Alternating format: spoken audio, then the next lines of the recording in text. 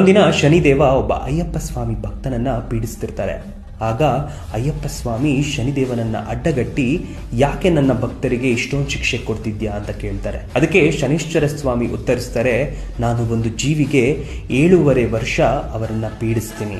ಅವರ ಕರ್ಮಗಳ ಪಾಪಗಳ ಅನುಸಾರ ಅವರಿಗೆ ಶಿಕ್ಷೆಯನ್ನ ಕೊಡ್ತೀನಿ. ಅದು ಯಾರೇ ಆದ್ರೂ ಸರಿ, ಇದು ನನ್ನ ಧರ್ಮ ಅಂತ ಹೇಳ್ತಾರೆ. ಅಯ್ಯಪ್ಪ ಸ್ವಾಮಿ, ಸರಿ, ನೀವು ಕೊಡೋ ಶಿಕ್ಷೆಯನ್ನ ನನ್ಗೆ ಹೇಳಿ, ನಾನು ನನ್ನ ಭಕ್ತರಿಗೆ 1 ಮಂಡಲ ಅಂದ್ರೆ 48 ದಿನಗಳ ದೀಕ್ಷೆಯಲ್ಲಿದ್ದಾಗೆ ಆ ಶಿಕ್ಷೆಗಳನ್ನೆಲ್ಲ ಅವರಿಗೆ ಕೊಡ್ತೀನಿ ಅಂತ ಹೇಳ್ತಾರೆ. ನಾನು ಕೊಡೋ ಕಷ್ಟಗಳು, ದಂಡನೆಗಳು ಒಂದೇ ಮಂಡಲದಲ್ಲಿ ಹೇಗೆ ಕೊಡಕ್ಕೆ ಸಾಧ್ಯ ಅಂತ ಶನೀಶ್ವರ ಸ್ವಾಮಿ ಅಯ್ಯಪ್ಪನಿಗೆ ಕೇಳಿದಾಗ ಅದಕ್ಕೆ ಮಣಿಕಂಠ ಸ್ವಾಮಿ ಉತ್ತರಿಸ್ತಾರೆ, ನನ್ನ ಭಕ್ತರು ನೆಲದ ಮೇಲೆ ಮಲಗ್ತಾರೆ, ನಿಷ್ಠೆಯ ಬ್ರಹ್ಮಚಾರ್ಯವನ್ನ ಪಾಲನೆ ಮಾಡ್ತಾರೆ, ಕಾಡುಗಳಲ್ಲಿ ಬೆಟ್ಟ ಹತ್ಕೊಂಡು ಕಲ್ಲು ಮುಳ್ಳುಗಳ ಮೇಲೆ ನಡ್ಕೊಂಡು ನನ್ನ ಕ್ಷೇತ್ರಕ್ಕೆ ಬರ್ತಾರೆ, ನಿಮಗೆ ಇಷ್ಟವಾಗಿರುವ ಕಪ್ಪು ಮತ್ತು ನೀಲಿ ಬಟ್ಟೆಗಳನ್ನ ಧರಿಸ್ತಾರೆ, ಮಾಂಸಾಹಾರವನ್ನ ಬಿಡ್ತಾರೆ, ಧೂಮಪಾನ ಮಾಡೋದಿಲ್ಲ, ಕಾಮ ಕ್ರೋಧ ಲೋಭ ಮದ ಮಾತ್ಸರ್ಯಗಳನ್ನೆಲ್ಲ ಬಿಟ್ಟು ಈ 48 ದಿನಗಳ ಮಂಡಲ ಕಾಲವನ್ನ ನಿಷ್ಠೆಯಿಂದ ಪಾಲಿಸ್ತಾರೆ.